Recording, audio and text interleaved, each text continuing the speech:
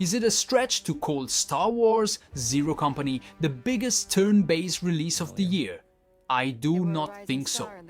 The game not only carries the expectations of the entire Star Wars community, but also, and perhaps even more importantly for this particular audience, those of XCOM fans still waiting for a new tactical benchmark after the XCOM 3 that never was.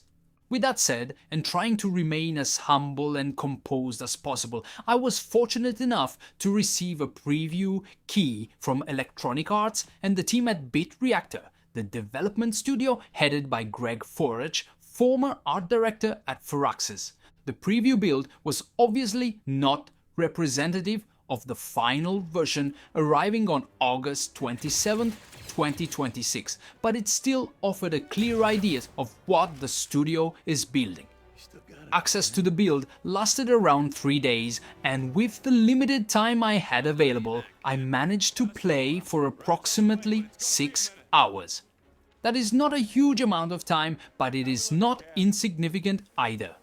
It was certainly enough for me to gather some information about the game structure, which combines a tactical combat system with a strategic layer centered around the den. This is the headquarters where the game's main character can speak with the other members of the company, purchase equipment, develop new facilities, and choose which operations and tactical missions to pursue.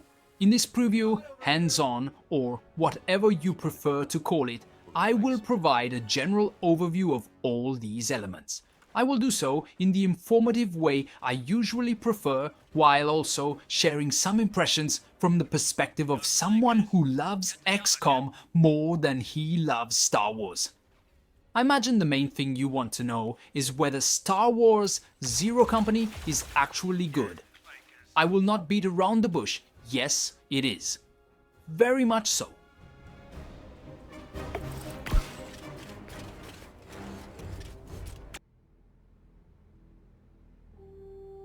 Is it as bad as they're saying?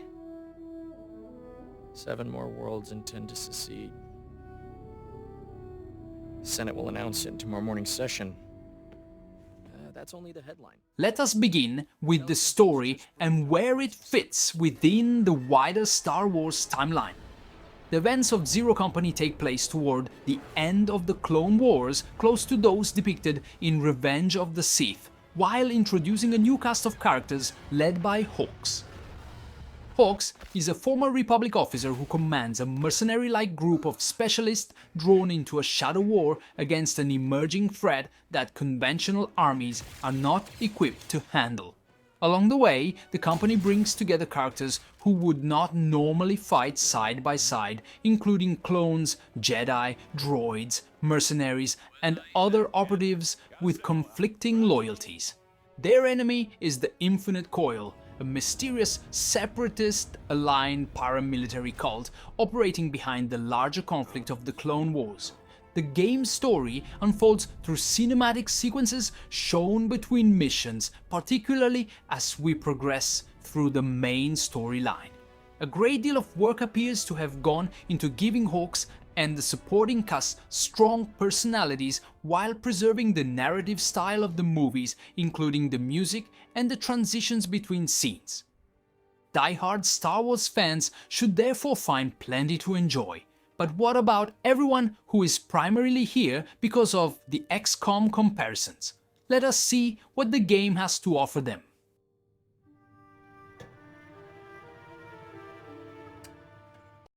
It ain't over till it's over.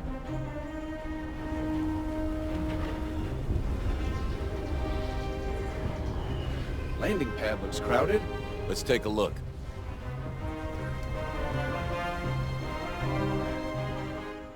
Combat system includes everything you would expect from an XCOM-like. There is full and half cover, elevation advantages, percentage-based hit chances, 3 action points to spend on movement, attacks, or abilities, and of course, Overwatch.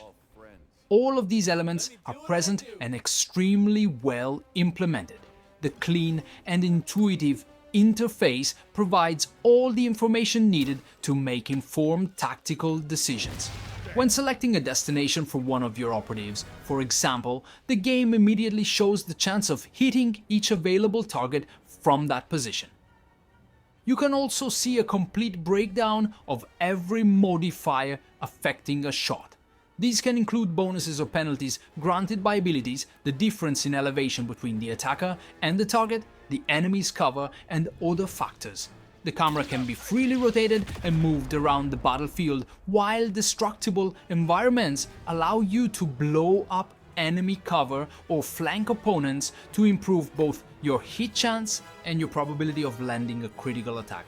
I consider all of these features essential to a solid tactical combat system. Implementing them properly should never be taken for granted, but Star Wars Zero Company handles them very well. And I almost forgot, yes, it is possible to reach a 100% chance to hit an enemy. One of the combat system's most distinctive mechanics is the ability to coordinate an attack with another squad member. During each round, one character can ask an ally to help attack a particular enemy. This causes the selected ally to strike immediately after the character who initiated the action, effectively creating an assist attack. Using this mechanic also increases the bond between the characters involved. As that relationship grows, their trust and efficiency in battle can improve in several ways that I will explain later. Another distinctive feature is the advantage system.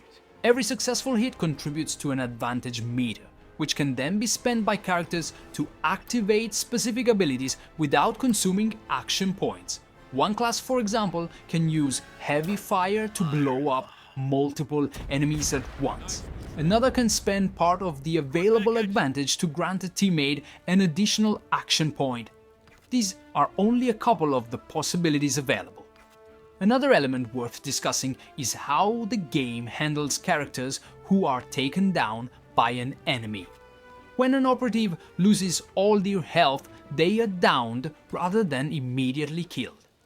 Another squad member can revive them and return them to the fight, but the injured character will suffer a lasting wound. If that operative suffers 2 additional injuries, they will be permanently lost and can no longer be used. This is where the medical bay inside the den becomes important, as its available slots can be used to let wounded characters rest and recover from their injuries. The missions I played during this brief hands-on session included several different objective types. Some simply asked me to eliminate every enemy, while others involved planting explosive charges and then reaching an extraction zone with every operative deployed on the battlefield. Another mission required me to escort a key character to safety while dealing not only with the enemies already on the map, but also with reinforcements arriving turn after turn. The combat system therefore receives top marks from me. The maps are visually appealing and fairly elaborate, with plenty of elevation changes and cover positions that can be used to create effective strategies and overwhelm the enemy. Playing on normal difficulty, I did not encounter any major problems completing the missions available in the preview. However, several systems can make the campaign increasingly difficult as it progresses, as we will see later. What's the play? Before looking at the available classes and their progression systems, let us examine how the den works. The den is the company's headquarters and the location we return to after every tactical mission to manage our operatives and prepare for whatever comes next. Every tactical mission advances time, which is measured in cycles. These cycles must be considered when evaluating the availability of new assignments. Postponing a mission for too long may cause it to disappear, while facility upgrades may require a specific number of cycles to complete. After each tactical mission, we take direct control of Hawks and explore the den from a third-person perspective. Here, Hawks can speak with the other members of the company. These conversations can sometimes unlock new missions connected to specific characters. He can also visit the shops or access the sections dedicated to the cosmetic customization of both himself and the other operatives. This part of the game will inevitably remind you of Marvel's Midnight Suns because the general structure is fundamentally very similar. In my opinion, this choice was made to give Zero Company a stronger, story-driven identity rather than presenting it as a more traditional strategy management game like XCOM. That does not mean the management side is superficial. You will still need to unlock and develop new facilities, research upgrades, recruit additional operatives, manage their equipment, send injured characters to the medical bay, and plan operations and tactical missions around the Holotable. For those who eventually become tired of walking around, even in a virtual environment, Beat Reactor has also included a fast travel system. The den's general map can be used to move instantly between its different sections.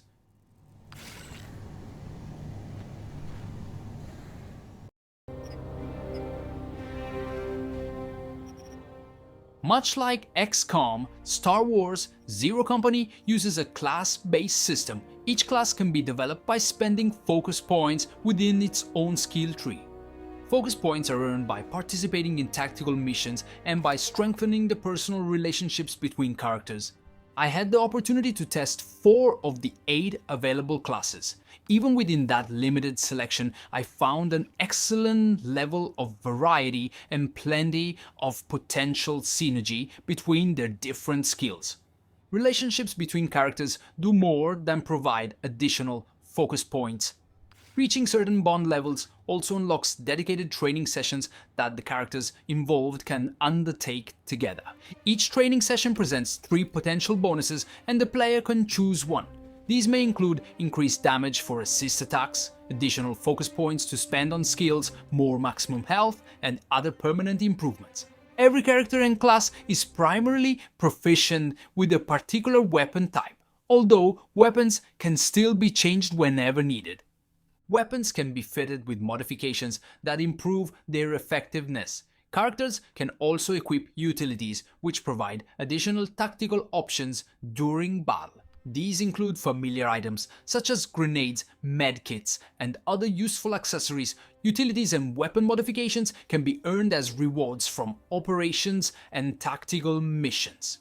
They can also be purchased after unlocking the black market, which presents a new selection of equipment at the beginning of every cycle. I figured we were in bad shape. We're working on it. Good.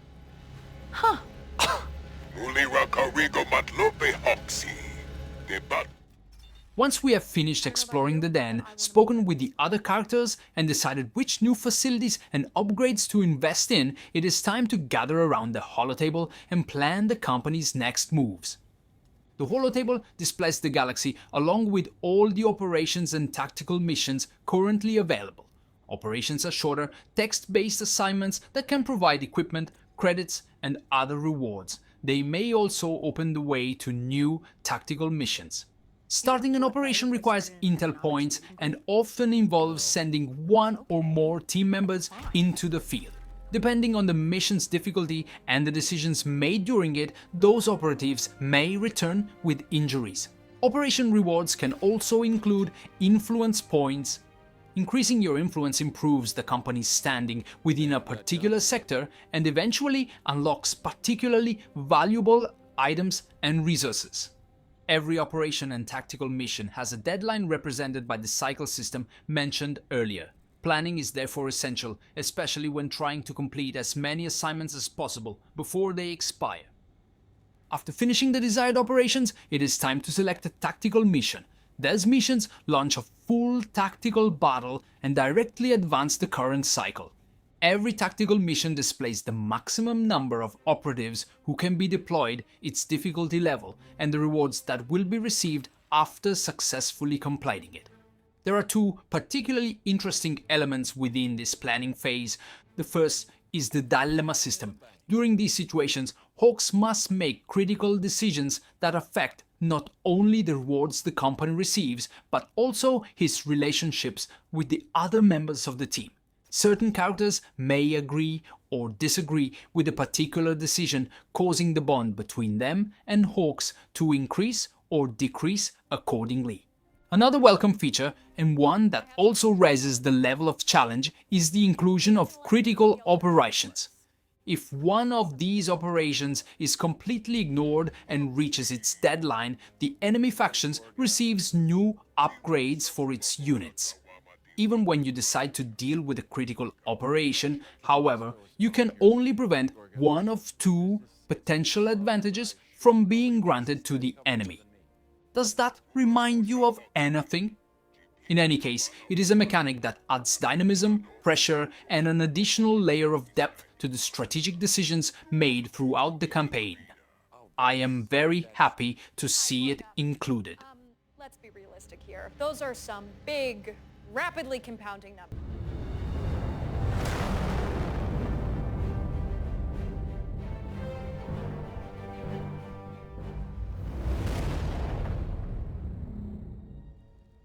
With that, I think I have provided a fairly clear picture of the game's overall structure. There is still a huge amount left to discover, especially considering that this preview is based on only around 6 hours of gameplay.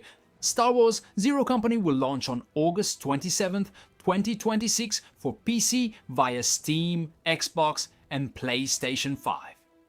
Based on what I've played so far, it appears to have all the elements needed to become an excellent strategy RPG, and perhaps one capable of distracting us, at least temporarily, from our desire for XCOM 3. Now please let me know what you think about Star Wars Zero Company in the comments below. See you at the next video. Wish you the best.